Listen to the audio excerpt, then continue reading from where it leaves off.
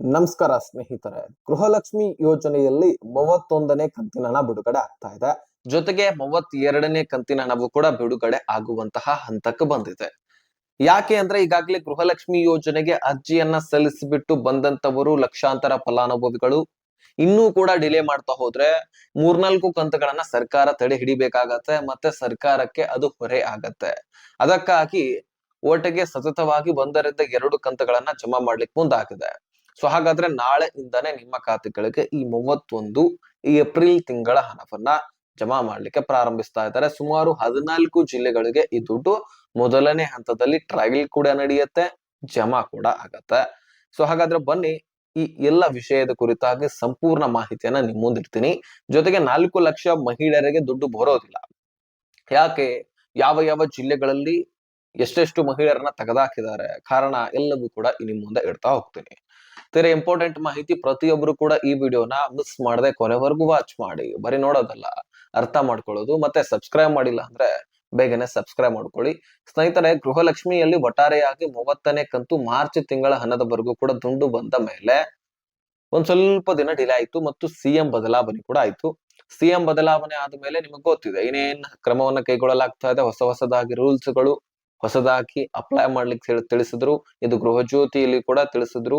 ಈ ಗೃಹಲಕ್ಷ್ಮಿಯಲ್ಲಿ ಒಟ್ಟಾರೆಯಾಗಿ ನಿಮ್ಮನ್ನ ಅರ್ಜಿ ಸಲ್ಲಿಸ್ಲಿಕ್ಕೆ ಹೇಳಿದ್ರು. ಅರ್ಜಿಯನ್ನ ಸಲ್ಲಿಸ್ಲಿಕ್ಕೆ ನೀವು ಡಾಕ್ಯುಮೆಂಟ್ಸ್ ಗಳನ್ನ ತೆಗೆದುಕೊಂಡು ಮಹಿಳಾ ಮತ್ತು ಮಕ್ಕಳ ಕಲ್ಯಾಣ ಇಲಾಖೆಗೆ ಹೋಗಿ ಸಬ್ಮಿಟ್ ಮಾಡ್ತಾ ಬರ್ತಿದ್ದೀರಿ. ಆದ್ರೆ ಅಲ್ಲಿ ಟೈಪಿಂಗ್ ಮಾಡಿ ಅಂದ್ರೆ ಆನ್ಲೈನ್ ಮುಖಾಂತರ ನಿಮ್ಮ ಅರ್ಜಿಯನ್ನ ತೆಗೆದುಕೊಳ್ತಾ ಇಲ್ಲ, ಕೇವಲ ನಿಮ್ಮ ಡಾಕ್ಯುಮೆಂಟ್ಸ್ ಗಳನ್ನ ತೆಗೆದುಕೊಂಡು ಇಟ್ಕೊಳ್ತಾ ಇದ್ದಾರೆ. ಆಮೇಲೆ ಅದರ ಬಗ್ಗೆ ಪರಿಶೀಲನೆ ಒಂದೊಂದಾಗಿ ಮಾಡ್ತಾ ಹೋಗ್ತಿದ್ದಾರೆ. ಆದ್ರೆ ನಿಮಗನ್ಸಿರುತ್ತೆ ಅರ್ಜಿ ಸಲ್ಲಿಸ್ತಾ ಇಲ್ಲ, ಡಾಕ್ಯುಮೆಂಟ್ಸ್ ಗಳನ್ನ ಮಾತ್ರ ತೆಗೆದುಕೊಳ್ತಾ ಇದ್ದಾರೆ, ಇದು ಎಂತಹ ಅರ್ಜಿಯಪ್ಪ, ದುಡ್ಡು ಬರುತ್ತಾ ಇಲ್ವಾ ಅನ್ನುವಂತಹ ಅನುಮಾನಗಳು ಕೂಡ ಕಾಡ್ತಿದಾವೆ. ವರಿ ಮಾಡ್ಕೊಳ್ಳುವಂತ ಅವಶ್ಯಕತೆ ಇಲ್ಲ. ಮೊದಲಿನ ಅರ್ಜಿ ಹೇಗಿದೆಯೋ ಅಂದ್ರೆ ಪ್ರಾರಂಭದಲ್ಲಿ ಗೃಹಲಕ್ಷ್ಮಿ ಅರ್ಜಿ ಸ್ಟಾರ್ಟ್ ಆದಾಗ ಅರ್ಜಿಯನ್ನ ಸಲ್ಲಿಸಿದ್ರಿ, ಆ ಒಂದು ಅರ್ಜಿನೇ ಇರ್ತವೆ. ಆದ್ರೆ ಮರುಪರಿಶೀಲನೆ ಈ ಡಾಕ್ಯುಮೆಂಟ್ಸ್ ಗಳಿಂದ ಆಗ್ತವೆ. ಆ ಮರುಪರಿಶೀಲನೆ ಆದ ತಕ್ಷಣ ನೀವು ಅರ್ಹತೆ ಹೊಂದಿದ್ದೀರಿ ಅಂದ್ರೆ ಅಪ್ರೂವಲ್ ಕೊಟ್ಟು ನಿಮಗೆ ದುಡ್ಡು ಜಮಾ ಮಾಡ್ತಾರೆ. ಅರ್ಹತೆ ಹೊಂದಿಲ್ಲ ಅಂದ್ರೆ ದುಡ್ಡು ಜಮಾ ಮಾಡೋದಿಲ್ಲ, ಅದು ರಿಜೆಕ್ಟ್ ಆಗತ್ತೆ ಮೊದಲಿನ ಅರ್ಜಿ. ಅದೇ ಅರ್ಜಿ ಇರತ್ತೆ, ಇಲ್ಲಿ ಡಾಕ್ಯುಮೆಂಟ್ಸ್ ವೆರಿಫಿಕೇಶನ್ ಆಗ್ತಿದಾವೆ. ಅದಕ್ಕಾಗಿ ಹೊಸದಾಗಿ ಡಾಕ್ಯುಮೆಂಟ್ಸ್ ಗಳನ್ನ ನೀವು ತಂದು ಕೊಡ್ಬೇಕಂತ ಹೇಳಿದ್ರು. ಅದು ಅರ್ಜಿನೂ ಕೂಡ ಹೌದು.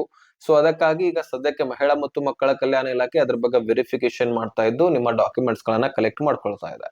ಸೊ ಇದ್ರ ಬಗ್ಗೆ ಕ್ಲಾರಿಫಿಕೇಶನ್ ಸಿಕ್ತಂತ ಅನ್ಕೊಳ್ತೀನಿ. ಬಹಳ ಜನರ ಪ್ರಶ್ನೆ ಆಗಿತ್ತು ಇದು. ಇನ್ನು 31ನೇ ಕಂತಿನ ಹಣ ಅಪ್ರೂವಲ್ ಸಿಕ್ಕಂತಹ ಮಹಿಳೆಯರಿಗೆ ಜಮಾ ಮಾಡ್ಲಿಕ್ಕೆ ಪ್ರಾರಂಭಿಸ್ತಾ ಇದ್ದಾರೆ. ದುಡ್ಡನ್ನ ಜಮಾ ಮಾಡ್ಲಿಲ್ಲ ಅಂದ್ರೂ ಸರ್ಕಾರಕ್ಕೇನೆ ಕೊರತೆ. ಯಾಕಂದ್ರೆ 3-4 ಕಂತುಗಳು ಒಮ್ಮೆಲೆ ಪೆಂಡಿಂಗ್ ಉಳಿದ್ರೆ ವಿರೋಧ ಪಕ್ಷದ ನಾಯಕರು ಟೀಕಿಸ್ಲಿಕ್ಕೆ ಪ್ರಾರಂಭ ಮಾಡ್ತಾರೆ, ಆಕ್ರೋಶವನ್ನ ಹೊರಹಾಕ್ತಾರೆ. ಎಲ್ಲದಕ್ಕಿಂತ ಇಂಪಾರ್ಟೆಂಟ್ ಮಹಿಳೆಯರು ಆಕ್ರೋಶವನ್ನ ವ್ಯಕ್ತಪಡಿಸ್ತಾರೆ. ಯಾಕಂದ್ರೆ ಓಟ್ ಹಾಕುವಂತಹ ಸಂದರ್ಭದಲ್ಲಿ ಓಟನ್ನ ತೆಗೆದುಕೊಂಡ್ರು, ದುಡ್ಡನ್ನ ಕೊಡ್ತೀವಂತ ಹೇಳಿದ್ರು, ಮತ್ತೆ ರಿವೆರಿಫಿಕೇಶನ್ ಅಂತೆ, ಹೊಸದಾಗಿ ಅರ್ಜಿ ಅಂತೆ, ಅದು ಇದು ಅಂತ ಈಗಾಗಲೇ ಆಕ್ರೋಶವನ್ನ ವ್ಯಕ್ತಪಡಿಸಿದ್ದಾರೆ.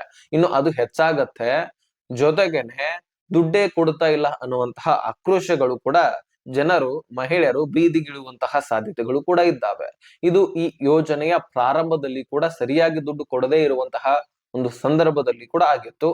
ಬಹಳಷ್ಟು ಕಡೆ ಪ್ರತಿಭಟನೆಗಳು ಕೂಡ ಆದ್ವು. ಈಗ ಹುಬ್ಬಳ್ಳಿ ಸೇರಿದಂತೆ ಅದೇ ರೀತಿಯಾಗಿ ಈ ಒಂದು ಚಿಕ್ಕಮಗಳೂರಿನ ಸೈಡು, ಅದೇ ರೀತಿಯಾಗಿ ಈ ಕೊಪ್ಪಳ ಸೈಡು, ಹುಬ್ಬಳ್ಳಿ ಸೈಡು ಕೆಲವೊಂದಿಷ್ಟು ಕಡೆಯಲ್ಲಿ ಈ ರೀತಿ ಒಂದು ಪ್ರತಿಭಟನೆಗಳು ಕೂಡ ಗೃಹಲಕ್ಷ್ಮಿ ಕುರಿತಂತೆ ಆಗಿದ್ವು.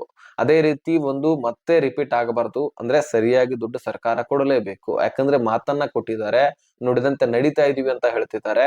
ಈ ಯೋಜನೆಗಳನ್ನ ಕಂಟಿನ್ಯೂ ಆಗಿ ನಾವು ನಡೆಸ್ತೀವಿ ಅಂತ ಹೇಳ್ತಿದ್ದಾರೆ. ಮಹಿಳೆಯರಿಗೆ ಭರವಸೆಯನ್ನ ಕೊಟ್ಟಿದ್ದಾರಂತ ಬಳಿಕ ಆ ದುಡ್ಡನ್ನ ಕೊಡಲೇಬೇಕು. ಹಾಗಾಗಿ ಈಗಾಗಲೇ ಗೃಹಲಕ್ಷ್ಮಿಯಲ್ಲಿ 2 ಕಂತುಗಳನ್ನ ಯಾಮಾರಿಸಿದ್ರು. ಹೋದ ವರ್ಷದ ಫೆಬ್ರವರಿ ಮಾಸ ತಿಂಗಳನ್ನ, ಅದು ಬೇರೆ ವಿಷಯ. ಆದ್ರೆ ಇನ್ನಾದ್ರೂ ಕ್ಲಿಯರ್ ಆಗಿ ಕೊಡ್ತಾರಂತ ಮಹಿಳೆಯರ ಒಂದು ಅಭಿಪ್ರಾಯ. ಸೊ ಅದಕ್ಕಾಗಿ ಸದ್ಯಕ್ಕೆ ಸರ್ಕಾರ ಯಾವುದೇ ರೀತಿಯಾದಂತಹ ತೊಂದರೆಯನ್ನ ಅನುಭವಿಸ್ಲಿಕ್ಕೆ ತಯಾರಿಲ್ಲ. ಸದ್ಯಕ್ಕೆ 1-2 ಕಂತುಗಳನ್ನ ಕ್ಲಿಯರ್ ಮಾಡ್ಲಿಕ್ಕೆ ಮುಂದಾಗಿದೆ. ಏಪ್ರಿಲ್ 30, ಮೇ 32ನೇ ಕಂತಿನ ಹಣ. ಸೊ ಈ 2 ತಿಂಗಳ ಹಣವನ್ನ ನಿಮ್ಮ ಖಾತೆಗಳಿಗೆ ಜಮೆ ಮಾಡಲಾಗುತ್ತೆ. ಈ 31ನೇ ಏಪ್ರಿಲ್ ತಿಂಗಳ ಹಣವನ್ನ 14 ಜಿಲ್ಲೆಗಳಿಗೆ ನಾಳೆ ಜಮಾ ಮಾಡ್ತಾ ಇದ್ದಾರೆ. ಯಾವ ಯಾವ ಜಿಲ್ಲೆಗಳಂದ್ರೆ ಮುಖ್ಯವಾಗಿ ಬೆಂಗಳೂರು ನಗರ ಮತ್ತು ಬೆಂಗಳೂರು ಗ್ರಾಮಾಂತರ. ನಾನು ಇವುಗಳನ್ನೇ ಯಾಕೆ ಹೇಳ್ತಾ ಇರ್ತೀನಿ ಅಂದ್ರೆ ಸ್ನೇಹಿತರೆ, ಈಗ ದುಡ್ಡು ಯಾವುದೇ ಕಂತಿನ ಹಣ ಬಿಡುಗಡೆ ಆಯ್ತಂದ್ರೆ ನಿಮಗೆ ಗೃಹಲಕ್ಷ್ಮಿ ಯೋಜನೆಯ ಪ್ರೊಸೆಸರ್ ಅನ್ನ ನಾನು ಹೇಳ್ತೀನಿ. ಯಾವ ರೀತಿಯಾಗಿ ಸೈಕಲ್ ತರ ವರ್ಕ್ ಆಗ್ತಿರತ್ತೆ ಅದರ ಆಧಾರದ ಮೇಲೆ ನಿಮ್ಗೆ ತಿಳಿಯುತ್ತೆ. ಮೊದಲು ಹಣಕಾಸು ಇಲಾಖೆ ದುಡ್ಡಪ್ಪ ರಿಲೀಸ್ ಮಾಡ್ಬೇಕಂದ್ರೆ ಮಹಿಳಾ ಮತ್ತು ಮಕ್ಕಳ ಕಲ್ಯಾಣ ಇಲಾಖೆಯಿಂದ ಒಂದು ನೋಟಿಸ್ ಹೋಗಬೇಕು. ಸಚಿವ ಲಕ್ಷ್ಮೀ ಹೆಬ್ಬಾಳ್ಕರ್ ಅವ್ರು ಏನ್ ಮಾಡ್ತಾರೆ, ಒಂದು ನೋಟಿಸ್ ಅನ್ನ ಕಳಿಸ್ತಾರೆ, ಇಂತಿಷ್ಟು ಕಂತಿದೆ, ಇದನ್ನ ನಾವು ಇಲ್ಲಿ ಜಮಾ ಮಾಡಬೇಕಾಗಿದೆ, ಇಷ್ಟು ಮಹಿಳೆಯರಿದ್ದಾರೆ, ಇಷ್ಟು ಖರ್ಚು ವೆಚ್ಚ ಇದೆ.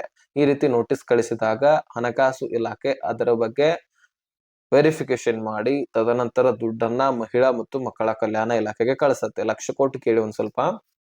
ಹಣಕಾಸು ಇಲಾಖೆಯಿಂದ ಬಂದಂತಹ ದುಡ್ಡು ಅಲ್ಲಿಂದ ಮೊದಲು 16ನೇ ಕಂತಿನಕ್ಕಿಂತ ಮುಂಚಿತವಾಗಿ ಡೈರೆಕ್ಟ್ ಡಿಬಿಟಿ ಟ್ರೆಜರಿ ಪುಷ್ ಆಗ ಬ್ಯಾಂಕ್ ಗಳ ಅಪ್ಡೇಟ್ ಮಾಡ್ಕೊಂಡು ನಿಮ್ಮ ಖಾತೆಗಳಿಗೆ ಜಮಾ ಮಾಡ್ತಾ ಇದ್ವು.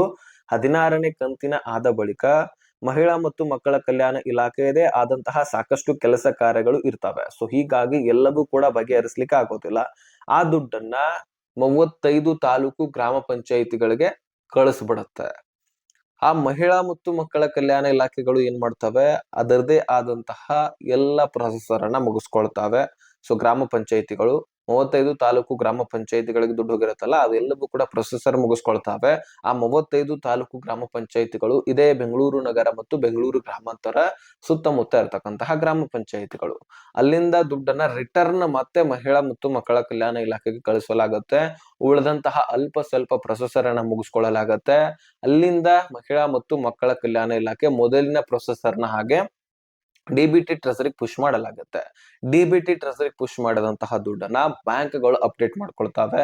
ಬ್ಯಾಂಕ್ಗಳು ಅಪ್ಡೇಟ್ ಮಾಡ್ಕೊಂಡ ತಕ್ಷಣ ಸೊ ನಿಮ್ಮೆಲ್ಲರ ಖಾತೆಗಳಿಗೆ ಹಂತ ಹಂತವಾಗಿ ಜಮಾ ಮಾಡ್ತಾ ಹೋಗ್ತವೆ. ಆದ್ರೆ ಮೊದಲನೇ ಹಂತದಲ್ಲಿ ಬೆಂಗಳೂರು ನಗರ ಮತ್ತು ಬೆಂಗಳೂರು ಗ್ರಾಮಾಂತರ, ನಾನು ಮಧ್ಯದಲ್ಲಿ ಹೇಳಿದ್ನಲ್ಲ 35 ತಾಲೂಕು ಗ್ರಾಮ ಪಂಚಾಯಿತಿಗಳು, ಈ ಬೆಂಗಳೂರು ನಗರ ಮತ್ತು ಬೆಂಗಳೂರು ಗ್ರಾಮಾಂತರ ಸುತ್ತಮುತ್ತ ಇರ್ತಕ್ಕಂತಹ ಗ್ರಾಮ ಪಂಚಾಯಿತಿಗಳು ಅಲ್ಲಿಯೇ ಮೊದಲು ರಿಲೀಸ್ ಆಗತ್ತೆ. ಟ್ರಯಲ್ ನಡೆಯುತ್ತೆ. ಏನಾದ್ರೂ ತಾಂತ್ರಿಕ ದೋಷ ಕಂಡು ಬರುತ್ತಾ ಅಥವಾ ಇನ್ಯಾವುದೋ ದೋಷ ಇದೆಯಾ ಅನ್ನುವಂಥದ್ದನ್ನ ಚೆಕ್ ಮಾಡಲಾಗತ್ತೆ. ಯಾವುದೇ ರೀತಿ ತಾಂತ್ರಿಕ ದೋಷ ಸದ್ಯಕ್ಕೆ ಕಂಡು ಬಂದಿಲ್ಲ. ಅದಕ್ಕಾಗಿ ಈಗ ಬಹಳ ದಿನ ಆಯ್ತು ದುಡ್ಡು ಜಮಾ ಮಾಡಿ, ಅದಕ್ಕಾಗಿ ಅದನ್ನ ಟ್ರಯಲ್ ಮಾಡಲೇಬೇಕು. ಯಾಕಂದ್ರೆ ಆಗುವಂತಹ ಸಾಧ್ಯತೆಗಳು ಕೂಡ ಇರ್ತವೆ ತಾಂತ್ರಿಕ ದೋಷ, ಅದಕ್ಕಾಗಿ ಟ್ರಯಲ್ ನಡೆಸ್ತಾರೆ. ಸದ್ಯಕ್ಕೆ ಯಾವುದೇ ರೀತಿಯಾದಂತಹ ತಾಂತ್ರಿಕ ದೋಷ ಇಲ್ಲ, ಅದಕ್ಕಾಗಿ ನಿಮ್ಮ ಖಾತೆಗಳಿಗೆ ಜಮಾ ಮಾಡಲು ಪ್ರಾರಂಭಿಸಿದ್ದಾರೆ. ಈ ಬೆಂಗಳೂರು ನಗರ ಸೇರಿದಂತೆ ಬೆಂಗಳೂರು ಗ್ರಾಮಾಂತರ, ವಿಜಯನಗರ ಮತ್ತು ಧಾರವಾಡ, ಬೆಳಗಾವಿ, ಯಾದಗಿರಿ, ಉತ್ತರ ಕನ್ನಡ, ಬೀದರ, ಕೊಪ್ಪಳ, ಮಂಡ್ಯ, ಅದೇ ರೀತಿಯಾಗಿ ಚಿಕ್ಕಮಗಳೂರು, ಶಿವಮೊಗ್ಗ, ಉಡುಪಿ, ತುಮಕೂರು ಈ ಒಂದು ಜಿಲ್ಲೆಗಳಲ್ಲಿರ್ತಕ್ಕಂತಹ ಗೃಹಲಕ್ಷ್ಮಿಯರ ಖಾತೆಗಳಿಗೆ ದುಡ್ಡನ್ನ ಜಮೆ ಮಾಡಲಾಗ್ತಾ ಇದೆ ಸ್ನೇಹಿತರೆ. ಸೊ ಇನ್ನು ಈ 4 ಲಕ್ಷ ಮಹಿಳೆಯರಿಗೆ ಯಾಕೆ ದುಡ್ಡು ಬರ್ತಾ ಇಲ್ಲ ಅಂದ್ರೆ ಈ ವೆರಿಫಿಕೇಶನ್ ಪರಿಷ್ಕರಣೆ. ಹೌದು, ನಿಮಗೆ ಗೊತ್ತಿರುವಂತೆ ಮೃತಪಟ್ಟವರ ಹೆಸರು ಕೂಡ ಈ 4,30,30,000 ಮಹಿಳೆಯರಲ್ಲಿ ಹೆಚ್ಚೇ ಇದೆ. ಫೇಕ್ ಡಾಕ್ಯುಮೆಂಟ್ಸ್ ಗಳಿಂದ GST fair, income tax fair ಇದೆಲ್ಲವೂ ಕೂಡ ಮೊದಲೇ ತೆಗೆದು ಹಾಕಿದ್ದಾರೆ. ಇಲ್ಲಿ ಸಂದರ್ಭದಲ್ಲಿ ಸ್ವಲ್ಪ ಜನರು ಮಾತ್ರ ಸಿಕ್ಕಿದ್ದಾರೆ. ಇದರಲ್ಲಿ ಹೆಚ್ಚಾನೆಚ್ಚು ಮೃತಪಟ್ಟವರು ಜೊತೆಗೆ 2 ರಿಂದ 3 ರೇಷನ್ಸ್ ಕಾರ್ಡ್ ಗಳನ್ನ ಒಂದೇ ಕುಟುಂಬಸ್ಥರು ಅಂದ್ರೆ ಒಂದೇ ಮನೆಯಲ್ಲಿ ವಾಸವಾಗಿದ್ರು ಸಹಿತ 2 ರೇಷನ್ ಕಾರ್ಡ್ ಅಥವಾ 3 ರೇಷನ್ ಕಾರ್ಡ್ ಬಳಸ್ತಾ ಇದ್ದಂತವರು ಕೂಡ ಸಿಕ್ಕಿ ಬಿದ್ದಿದ್ದಾರೆ. ಸರ್ಕಾರ ಏನ್ ಹೇಳುತ್ತೆ, 1 ರೇಷನ್ ಕಾರ್ಡ್ ಯೂಸ್ ಮಾಡಿ ಒಂದೇ ಕುಟುಂಬದಲ್ಲಿ, ಅವರೆಲ್ಲರೂ ಕೂಡ ಅದರಲ್ಲಿ ಹೆಸರನ್ನ ಸೇರ್ಪಡೆ ಮಾಡಿ, ಇದೇ ಸರ್ಕಾರದ ಕಾನೂನಿನ ನಿಯಮ ಅಂತ ಹೇಳಿದ್ರು. ಆದ್ರೆ ಸರ್ಕಾರದಿಂದ ಹೊರತುಪಡಿಸಿ ಒಂದೇ ಮನೆಯಲ್ಲಿ 2 ಅಥವಾ 3 ರೇಷನ್ ಕಾರ್ಡ್ ಗಳನ್ನ ನೀವು ಹೊಂದಿದ್ರೆ ನಿಮ್ಮ ರೇಷನ್ ಕಾರ್ಡು ಖಂಡಿತವಾಗ್ಲೂ ರದ್ದಾಗೋದು ನಿಶ್ಚಿತ. ಸೊ ಅದಕ್ಕಾಗಿ ಸರ್ಕಾರ ಇಂತಹ ಎಲ್ಲ ರೂಲ್ಸ್ ಗಳನ್ನ ಮುಂದಿಟ್ಕೊಂಡು ರದ್ದು ಮಾಡ್ತಾ ಇದೆ. ಒಂದು ಒಳ್ಳೆಯ ಕೆಲಸ ಅಂದ್ರೂ ತಪ್ಪಾಗ್ಲಿಕ್ಕಿಲ್ಲ. ಯಾಕಂದ್ರೆ ಇಲ್ಲಿ 2 ರೇಷನ್ ಕಾರ್ಡ್ ಹೊಂದಿದಂತವ್ರಿಗೂ ಕೂಡ ಒಂದ್ ಸ್ವಲ್ಪ ತೊಂದರೆ ಆಗುತ್ತೆ. ನನ್ನ ಮಾತಿನಿಂದ ಕೆಟ್ಟು ಕೂಡ ಅನಿಸಬಹುದು, ಆದ್ರೆ ಸರ್ಕಾರದ ನಿಯಮದ ಪ್ರಕಾರ ಕೇವಲ 1 ರೇಷನ್ ಕಾರ್ಡ್ ಅನ್ನ ಒಂದು ಮನೆಯಲ್ಲಿ ಹೊಂದಿರಬೇಕು. 2 ಅಥವಾ 3 ಅಥವಾ ಮೃತಪಟ್ಟಿದ್ರು ದುಡ್ಡನ್ನ ಜಮಾ ಮಾಡೋದು ಇದೆಲ್ಲವೂ ಕೂಡ ಕಾನೂನು ಬಾಹಿರ ಚಟುವಟಿಕೆ. ಮೃತಪಟ್ಟಿದ್ರೆ ನಿಮ್ಮ ಮನೆಯಲ್ಲಿ ಬೇರೆ ಮಹಿಳೆಯರನ್ನ ಹೆಸರನ್ನ ಸೇರ್ಪಡೆ ಮಾಡ್ಕೊಳ್ಳಿ, ಮತ್ತೆ ನಿಮಗ್ ದುಡ್ಡು ಜಮಾ ಆಗತ್ತೆ ದುಡ್ಡು ಬೇಕಂದ್ರೆ. ಇಲ್ಲಪ್ಪ ನಾವು ಯಾರು ಹೆಸರನ್ನ ಸೇರ್ಪಡೆ ಮಾಡೋದಿಲ್ಲ, ಹಾಗೆ ಬೇಕಂದ್ರೆ ಜಮಾ ಆಗೋದಿಲ್ಲ. ಇದು ಖಂಡಿತವಾಗ್ಲೂ ಸರ್ಕಾರ ಕೊಟ್ಟಿರ್ತಕ್ಕಂಥ ಇನ್ಫಾರ್ಮೇಶನ್. ಆದಷ್ಟು ನಾನು ಕ್ಲಾರಿಫಿಕೇಶನ್ ಕೊಟ್ಟಿನಿ ಸಾಧ್ಯವಾದಷ್ಟು. ಇನ್ನು ಏನೇ ಪ್ರಶ್ನೆಗಳಿದ್ರು ಡಿಸ್ಕ್ರಿಪ್ಷನ್ ಅಲ್ಲಿ ಇನ್ಸ್ಟಾಗ್ರಾಮ್ ಲಿಂಕ್ ಇರುತ್ತೆ, ಅಲ್ಲಿಂದ ಮೆಸೇಜ್ ಮಾಡಬಹುದು. ಈ ವಿಷಯವನ್ನ ಆದಷ್ಟು ಎಲ್ಲ ಗೃಹಲಕ್ಷ್ಮಿಯರಿಗೆ ಶೇರ್ ಮಾಡಿ. ಸಬ್ಸ್ಕ್ರೈಬ್ ಮಾಡದೆ ಇದ್ದಂತವರು ಸಬ್ಸ್ಕ್ರೈಬ್ ಮಾಡ್ಕೊಳ್ಳಿ. ಇನ್ನಷ್ಟು ಮೋಟಿವೇಶನ್ ನಮಗೆ ಸಿಕ್ಕಂಗಾಗತ್ತೆ. ಅದರಿಂದ ಹೆಚ್ಚುವರಿ ಮಾಹಿತಿಗಳನ್ನ ನಿಮಗೆ ತಲುಪಿಸ್ತಾ ಇರ್ತೇವೆ.